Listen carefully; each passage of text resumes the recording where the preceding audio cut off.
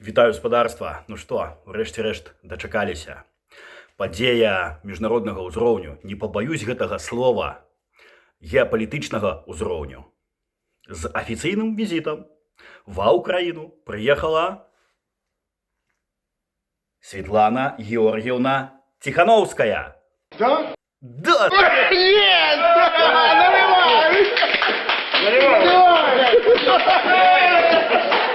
Наливай, давай! Не, Саша, ну тебя нахуй с твоим наливай. Ось, тым больш, што гэта твоя сяброўка прыехала, якую ты фінансаваў. Также гэта сяброўка твайго кореша ў кімано, якога яна мудрым называет. Вось, называла, прабачце, бо тут зараз набягуць, і я шчыра чакаю вас, спадарства тое, якое падтрымлівае офіс. Ну, патлумачце мне, калі ласка, што яны зрабілі, і чаму я не можу, чаму вы супраць маёй абгрунтаванай, а можа быць, дзесьці і жорсткай крытыкі. Ось. Але давайте без жартаў разбярем насамрэч, што гэта за візіт такі.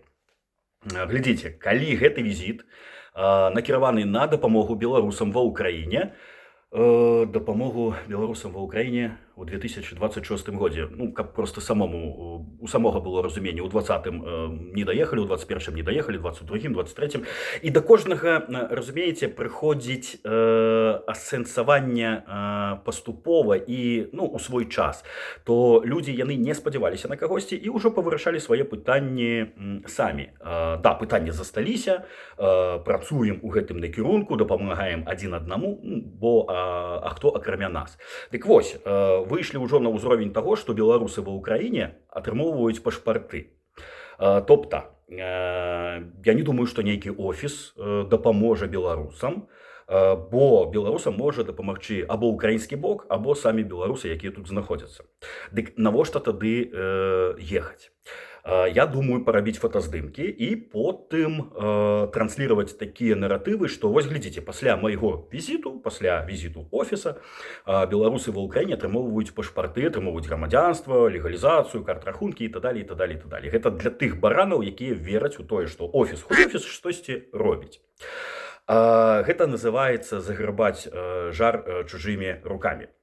Мне шчыра дзіўна бачыць пацісканне рук такой структуры, як офіс, таму што ва ўкраіне ідзе вайна, і тут насамрэч трэба канкрэтная дапамога. Тут не пра папіздзець, не пра фотачкі. Фотачкі Светланы Георгіевны і, напрыклад, Владимира Александровича не павырашаюць пытанні беларусаў ва ўкраіне, або не наблізіць перамогу агульную для нас усіх. Вось, таму мне гэта насамрэч дзіўна бачыць. Я яшчэ ўзгадаю такі момант, калі я патрапіў у КР трэцяга склікання. Дарэчы, спадарства, хто сочыць за гэтым лайном, калі ласка, можаце напісаць, што там адбываецца. Чацвёрты ўжо ёсць ці няма, таму што я выйшаў з гэтых чатаў, цікава выходзіў, вось тут скрын пакажу.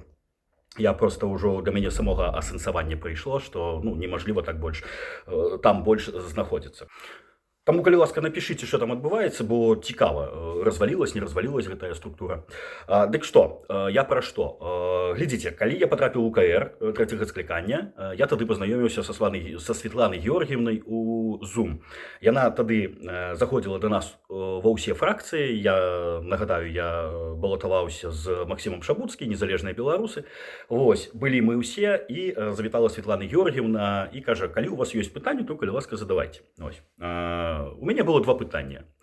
Першае было, чаму Светлана Георгіевна, як прадстаўнік, яны лічаць сябе лідарамі беларускай нацыі, там, кіраўнікамі, ці, карацей, той чалавек, які падымае пытанне Беларусі, усё ж таки не падымае пытанне акупацыі Беларусі. Вось, мне было цікава, чаму мы не грукаемся ў міжнародныя інстытуты с велізарнай праблемай таго, што ў Беларусі не толькі рэжым Лукашэнкі, а што гэты рэжым Лукашэнкі гэта марыянетачны рэжым Крымля, і што ідзе просто прабачце, пиздец у Беларусі, што мы губляем мову, культуру, насаджваецца больш всё расейскага.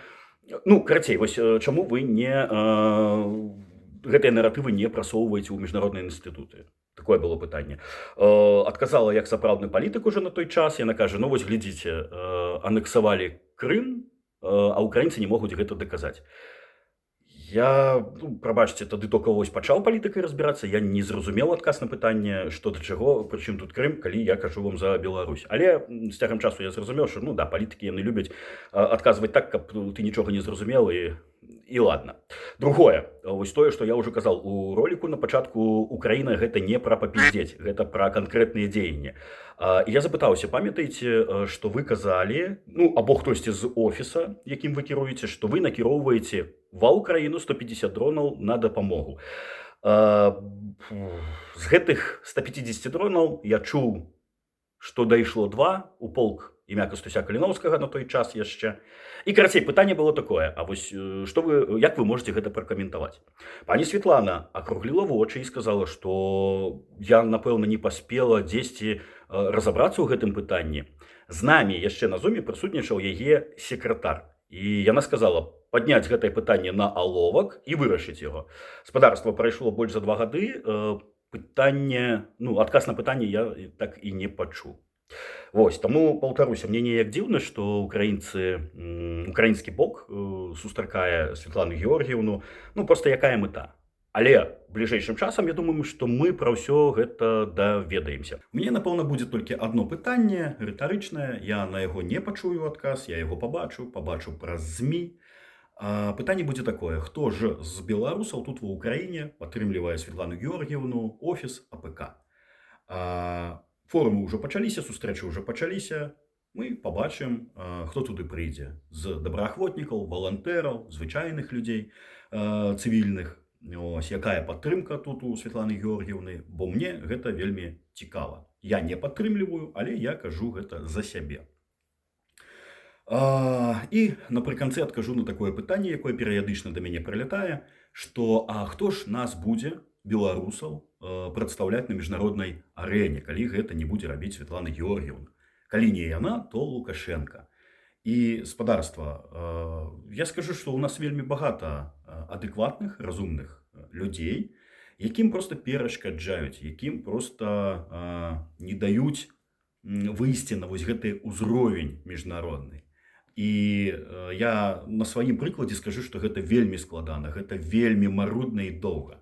У 2020 годзе у офіса у Светланы Георгіевны з'явіўся велізарнейшы ресурс, які яна проста растраціла.